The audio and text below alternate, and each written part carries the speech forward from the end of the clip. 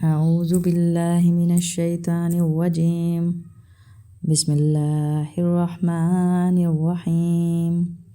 یا ایہا الذین آمنوا لا یحل لکم ان ترثوا النساء کرہا ولا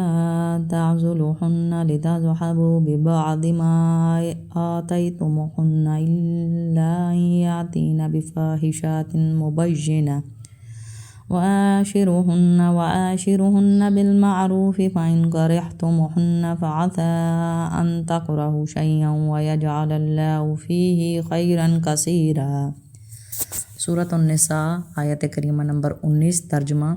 اے ایمان والو، تمہیں حلال نہیں کہ عورتوں کے وارث بن جاؤ زبردستی، اور عورتوں کو روکو نہیں اس نیت سے کہ جو مہر ان کو دیا تھا اس میں سے کچھ لے لو، مگر اس صورت میں کہ صریح بے حیائی کا کام کریں اور ان سے اچھا برتاؤ کرو۔ پھر اگر وہ تمہیں پسند نہ آئیں تو قریب ہے کہ کوئی چیز تمہیں پسند نہ ہو، اور اللہ اس میں سے بہت بھلائی رکھے۔ زمانہ جاہلیت میں یہ اہل عرب کا دستور تھا کہ لوگ مال کی طرح اپنے رشتہ دار کی بیویوں کو استعمال کرتے تھے۔ اگر کوئی رشتہ دار مر جاتا تو سسرال والے اس کے بیسیکلی سب سے بڑے وارث بن جاتے۔ سسرال میں سپوز اگر کسی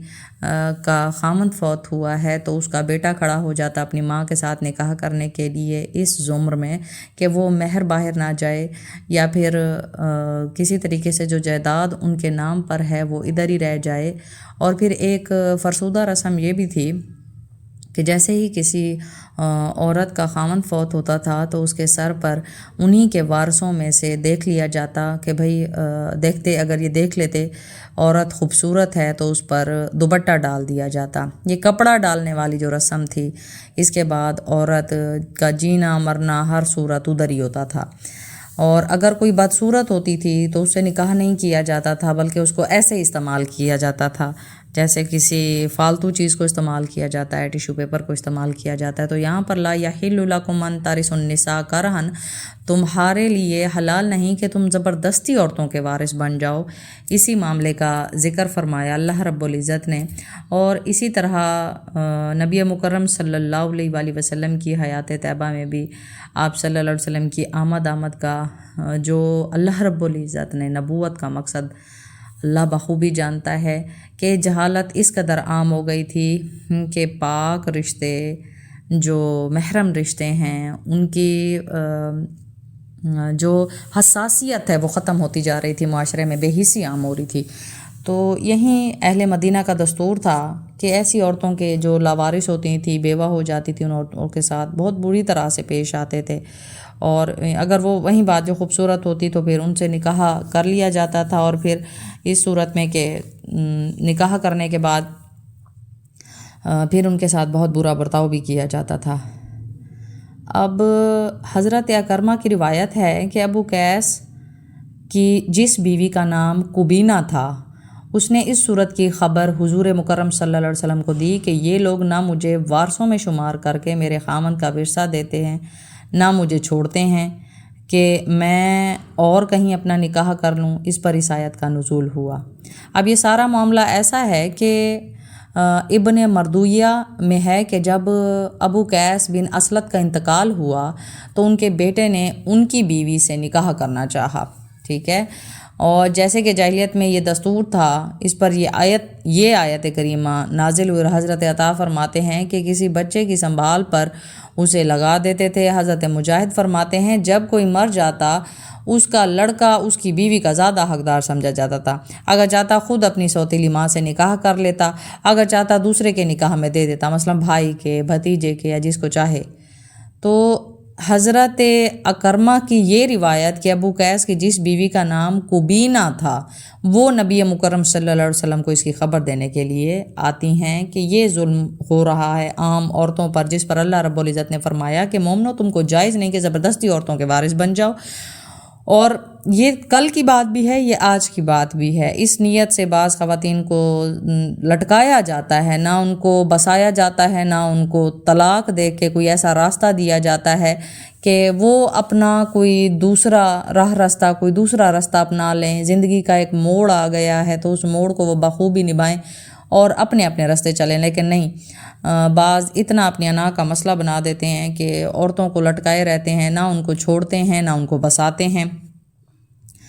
اب اللہ رب العزت نے یہی فرمایا کہ جو کچھ تم نے ان کو دیا ہے ان میں سے کچھ لے لو، انہیں گھروں میں مت روکے رکھنا، اس نیت سے کہ بھئی تم ان کو جو کچھ تم ان کو دے چکے، یعنی مہر دے چکے، اب جو تم لگا چکے ہو تو بس اب ان کو اس لیے اذیت دے رہے ہو، ان کو باندھی بنایا ہوا ہے تم نے ایک طرح کا کہ تم ان سے کچھ لے لو۔ اگر وہ کھلے طور پر بدکاری کی مرتکب ہوں، مطلب کسی کو اگر آپ نے کچھ بد کرداری کرتے ہوئے دیکھا ہے تو اس کا بھی طریقت نبی مکرم صلی اللہ علیہ وسلم نے قرآن پاک فرقان حمید کے ذریعے فرما دیا کہ اس کی کیا سزا ہے۔ وہ سزا اس کے بارے میں پچھلے کلپ میں بھی آپ کے ساتھ ذکر کر چکی بھی ہوں۔ پھر تو روکنا مناسب نہیں۔ بدکاری کے بعد تو پتہ ہے لعان ہو جاتا ہے۔ لعان کا جیسے انشاءاللہ العظیم اگلے ٹاپک میں ایلا اور لعان کا بھی ذکر کروں گی کہ یہ کیا چیزیں ہوتی ہیں کہ جب ایک خامند اپنی بیوی کو بدکاری کرتے ہوئے پا لے اور اس کے پاس کوئی گواہ بھی نہ ہو، تو نبی مکرم صلی اللہ علیہ وسلم کی حیات طیبہ سے یہ ثابت ہے کہ آپ صلی اللہ علیہ وسلم اس شخص سے اس چیز کی گواہی لیتے کہ ایک مرتبہ قسم کھائے اللہ کی ذات کی، دوسری مرتبہ بھی کھائے کہ میں سچ کہہ رہا ہوں، تیسری مرتبہ بھی کھائے اور کہے چوتھی مرتبہ کہ اگر میں جھوٹ بول رہا ہوں تو خدا مجھے برباد کرے۔ اور سیم ایز اٹ از یہی چیز دہرائی جاتی اس عورت کے ساتھ بھی، اور پھر ان کا لعان کرا کے ان کو جدائی کرا دی جاتی، ان کی علیحدگی کرا دی جاتی، اور ان کے ساتھ اچھی طرح رہو۔ اب بصورت دیگر کہ اگر تم نے اپنی بیویوں کو بدکاری کرتے ہوئے نہیں پایا تو پھر ان کے ساتھ اچھی طریقے سے رہو، وہ بھی انسان ہیں، وہ تمہارے عقد میں آئی ہیں، وہ تمہارے نکاح میں آئی ہیں۔ نکاح اتنا خوبصورت رشتہ ہے کہ اللہ رب العزت نے عرش معلیٰ پہ سب سے پہلے جس رشتے کو قائم و مقام فرمایا وہ ہے نکاح، حضرت آدم کا اور حضرت حوا کا۔ اور اللہ رب العزت نے نبی مکرم صلی اللہ علیہ وسلم کے ذریعے تو نکاح کے بارے میں اتنی حدیث تواتر ملتی ہیں کہ آپ صلی اللہ علیہ وآلہ وسلم نے فرمایا جب دو میاں بیوی ایک دوسرے کے ساتھ مخلص ہو کے محبت کے ساتھ برتاؤ میں آتے ہیں تو اللہ ان کو عشق سے دیکھتا ہے۔ یہ رشتہ اللہ کو اتنا محبوب ہے کہ اللہ رب العزت نے اسی رشتے کے بارے میں قرآن پاک فرقان حمید سورۃ الحجرات فرما دیا، فاصلوا بینہما بالعدل واقسطوا ان اللہ یحب المقسطین، کہ اللہ رب العزت اس سے محبت کرتا ہے جو آپس میں ان کے میل ملاپ کرانے کے لیے ثالثی کردار ادا کریں، انصاف کرانے کے لیے ثالثی کردار ادا کریں، اور وہ کردار جو ان کے نکاح کو ٹوٹنے سے بچا دے تو ایسے شخص کو اللہ بغیر حق حساب کے جنت الفردوس کا وارث بنا دیتا ہے۔ تو یہ رشتہ اللہ کو بہت پیارا ہے۔ اور پھر آگے اللہ خود ہی فرماتا ہے اگر وہ تم کو ناپسند ہوں تو عجب نہیں کہ تم کسی چیز کو ناپسند کرو اور خدا اس میں تمہارے لیے بہت سی بھلائی رکھ دے۔ بعض دفعہ ایسا ہوتا ہے کہ شکلوں کی وجہ سے عورتیں پسند نہیں ہوتی، تو اللہ رب العزت یہ حکم فرما رہا ہے ممکن ہے تم جس چیز سے پسند نہیں کرتے جس چیز کو، مگر اللہ اس میں اولاد کی صورت میں تمہارے لیے بھلائی رکھ لے، اور عین ممکن ہے کبھی تم بیمار پڑ جاؤ، عین ممکن ہے تمہارے پر بڑھاپا آ جائے، اور وہی ہم سفر جس کی تم شکل سے نفرت کرتے ہو یا کسی بھی کی عیب سے نفرت کرتے ہو تو وہ تمہارا ساتھ دینے لگ جائے، تو اس کی کسی اچھائی کو یاد کر کے اس کے ساتھ زندگی بتاؤ، خوش اسلوبی کے ساتھ زندگی بتاؤ، انسان سمجھ کے زندگی بتاؤ اس کے ساتھ، گزارو اس کے ساتھ۔ تو اللہ رب العزت ہمیں یہ احکامات سمجھنے کی مرد و زن کو توفیق عطا فرمائے، آمین یا رب العالمین۔ اگلی آیت کریمہ کی طرف آتے ہیں۔ یہ اگلی آیت کریمہ بھی پچھلی آیت کریمہ کی ہی ترجمانی کرتی ہیں۔ اللہ رب العزت نے واضح طور پر فرما دیا وَإِنْ أَرَدْتُمُ اسْتِبْدَالَ زَوْجٍ مَكَانَ زَوْجٍ وَآتَيْتُمْ إِحْدَاهُنَّ قِنْطَارًا فَلَا تَأْخُذُوا مِنْهُ شَيْئًا أَتَأْخُذُونَهُ بُهْتَانًا وَإِثْمًا مُبِينًا۔ ترجمہ، اور اگر تم ایک عورت کو چھوڑ کر دوسری عورت کرنی چاہو اور پہلی عورت کو بہت سا مال دے چکے ہو، اس میں سے کچھ مت لینا، بھلا تم ناجائز طور پر اور صریح ظلم سے اپنا مال اسے واپس لے لو گے۔ مطلب یہ اللہ رب العزت پوچھ رہے ہیں ہمارے سے، ایک عورت کو تم نے چھوڑ کر دوسری عورت کرنی چاہی تو پھر تم یہ کہو کہ بھئی تم اسے دیا ہوا مال، اس کے جو نان نفقہ یا اس کا مہر یا تم نے اسے جو دیا، اللہ حکم فرما رہا ہے کہ اسے واپس مت لو، اسے یہ اذیت مت دو، اسے تکلیف نہ دو۔ آگے اگلی آیت کریمہ بھی اسی پچھلی آیت کریمہ کی ترجمانی کرتی ہے۔ اللہ رب العزت نے مطلب عورت کو اتنا نکاح میں عزت دی، اللہ نے اتنا مقام دیا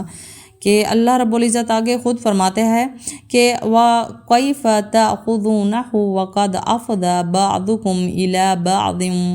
وَأَخَذْنَ مِنْكُمْ مِيثَاقًا غَلِيظًا،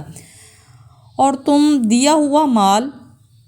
کیوں کر واپس لے سکتے ہو جبکہ تم ایک دوسرے کے ساتھ صحبت کر چکے ہو اور وہ تم سے عہد واسق لے چکی ہیں، یعنی پکا عہد تمہارے ساتھ لے چکی ہے، وہ تمہارے پر، تم اس پر عریاں ہو چکے ہو، ایک دوسرے کا لباس بن چکے ہو۔ اس کے بعد جب ایک عورت تمہیں اپنا پردہ، اپنا تن، اپنا سب کچھ سونپ کر تمہاری بن جاتی ہے تو تمہارے پر یہ چیز معیوب سے کم نہیں کہ تم اسے اپنی دی ہوئی وہ مہر، وہ عزت اسے واپس لو، وہ مال اسے واپس لو۔ اللہ رب العزت اس چیز کو بالکل بھی پسند نہیں فرماتا۔ تو اللہ رب العزت ہمیں قرآن پاک فرقان حمید سمجھ کے پڑھنے کی، تلاوت کرنے کی توفیق عطا فرمائے، آمین رب العالمین۔ میں آپ کی لیکچرر ہنا سہرش آج اسی ٹاپک کے ساتھ اختتام کرتی ہوں انشاءاللہ العظیم۔ اگلے ٹاپک پر حلال اور حرام رشتوں کے ساتھ ساتھ لعان اور ایلا کا بھی ذکر ہم لوگ کریں گے۔ میں نے اختصاراً طور پر آپ کو لعان کے بارے میں بتا دیا، اور ایلا آپ صلی اللہ علیہ وسلم نے اپنی حیات طیبہ میں بھی فرمایا، اور یہ انشاءاللہ العظیم میں ڈیٹیل میں آپ کے ساتھ پھر بات کروں گی۔ میں آپ کی لیکچرر ہنا سہرش آپ سے اجازت چاہتی ہوں، دعاؤں میں یاد رکھیے گا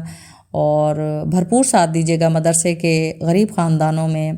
راشن کے طور پہ، زکوٰۃ کے طور پہ، صدقات کے طور پہ اور خیرات کے طور پہ، صدقہ فطر کے طور پہ، تاکہ اللہ رب العزت ہمارے مال کو پاک فرمائے اور اس کا سائیکل بڑے اچھے طریقے سے چلائے، اور دینے والے ہاتھ کو اللہ کبھی بھی کسی کا محتاج نہیں کرتا۔ دعاؤں میں یاد رکھیے گا۔ السلام علیکم۔